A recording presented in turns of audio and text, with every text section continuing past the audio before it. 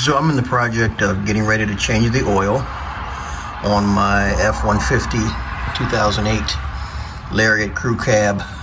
So the one thing I always like to show is how I set up the front end.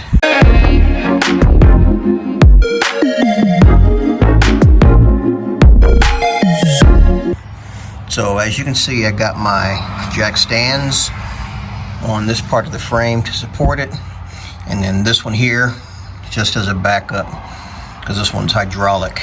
So there's a reason I did this. Underneath, right there, you see that screw?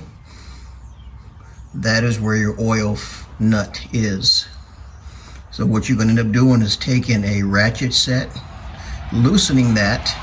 But one thing I want to tell you before you loosen it,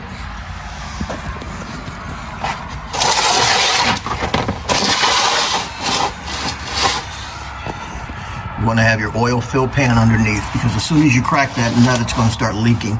Now, another reason why I tilted up the front end is because the way that the drain pan sits, it pitches it backwards so that it's flowing back, so I'll get as much of the oil out of the pan that I can. Now, I could probably still drain it with it being flat, but this will allow the oil to flow back towards the nut. Another thing you want to be mindful of when you crack this nut is, because of it being full, the oil is going to shoot. So if you have your pan here, it's probably going to overshoot your pan. So have your pan just back a little bit, because the pressure, I'm telling you now, is going to shoot. It's not going to come straight down. It's going to shoot it out and then down. So just be mindful of that. So this is a 17-bit ratchet here.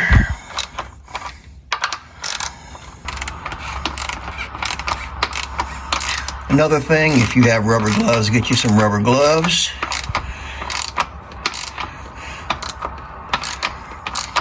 Of course, I'm telling you this while I don't have any on myself. What I like to do is get it enough way out so I can actually loosen the rest of it by hand. Okay, I think we're there. So what I do is, when I'm unscrewing it, I kind of push forward into the hole, so it's not shooting all over my hands. Now watch. I know I got it unscrewed. Or I pull the screw out. Still got a decent amount on my hands, but that's all right. Makes you feel like you did something. Get your hands a little greasy. So let this pour out. Once this pours out, you then want to make sure you put your nut back in immediately, because a lot of people have forgotten to do this and let all their oil drain out and ended up damaging their engine. So once this is done pouring out, I'm going to put this nut back in, and then we're going to tighten up the nut, lower the car back down, and then we're going to work on the filter portion. It's a lot of oil in here. And again, folks, don't be intimidated to try this stuff. If you have the right tools, this stuff is not as difficult as it seems. Don't be scared to try. So as you see it dripping, it's tilting, it's going back, so I'm pushing the pan back. Because now that the pressure's gone, it's wanting to, before it was shooting out to about here, now it's dripping further back. So just be mindful. Just stay under here until you get it pretty much where you want it. I can tell this oil is due to be replaced. Look at all the foam. That's usually a good sign that your oil is broken down quite a bit. Okay, so as you can see, it's pretty much down to a drip. So I'm gonna put my screw back in.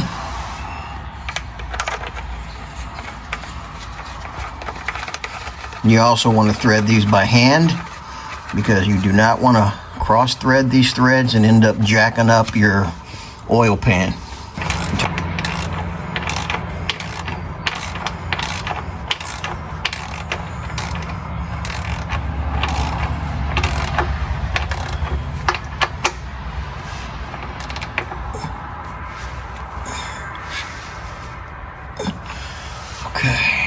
Now this part is a little tricky depending on where your oil filter is, because when you take your oil filter off, you're probably going to get some spillage as well. Not a lot, but you'll get a little bit because there's oil in the filter as well. So right now I'm trying to gauge where my filter is. Not sure if you guys can see that.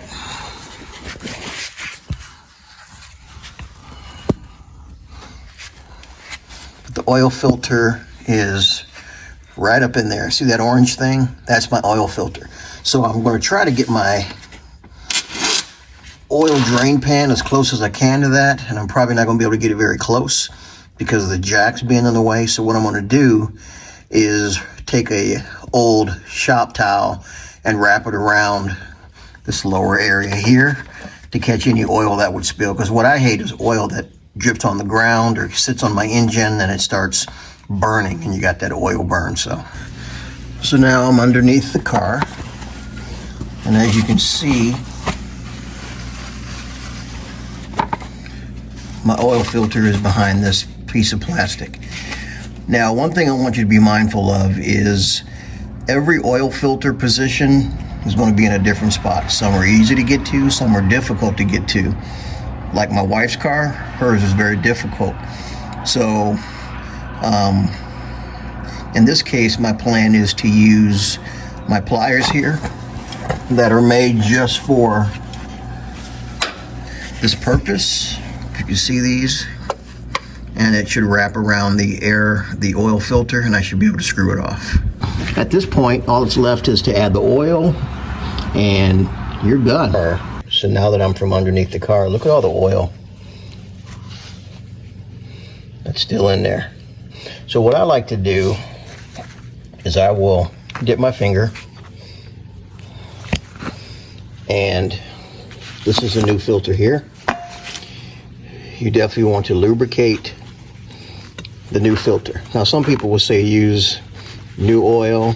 I don't think it really matters, just as long as you're lubricating this rubber gasket that goes up against the thing.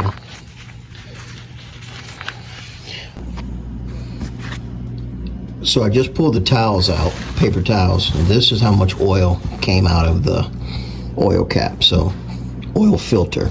So just be mindful of it when you're doing it, because this would be all over your concrete floor or wherever you're changing your oil at. Okay, so just a moment ago I spilled some oil right here. This is another little trick if you're working on your concrete, or especially on a surface kind of like a smooth concrete like I have here in my garage. WD-40 works great. Just saturate it, let it sit for a minute, and then scrub it up. It should get all that oil out of the ground.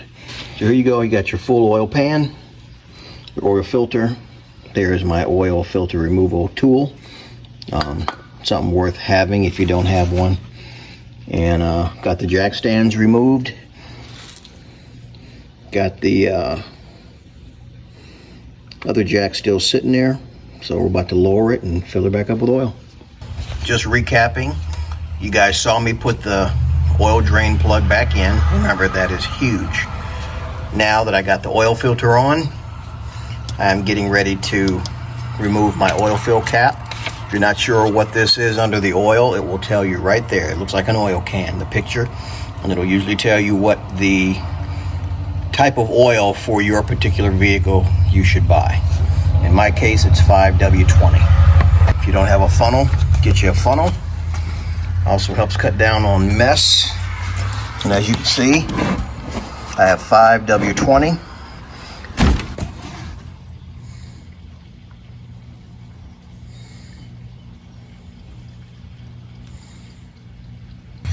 Another thing that I do, if you guys are wondering, all your excess oil, I use my new containers to put the old oil in, and then I just recycle it that way. So hopefully you guys found this video helpful. And again, I'd like to encourage people to do stuff that you've never done before. There's a lot of things you can do around the house on your vehicle that are a lot simpler, and just that fear of the unknown. And nowadays, just like you just see here on YouTube, you can pretty much find almost anything to be able to attempt something that you've never done before. So I love you guys, and we'll check in on the next one. Later.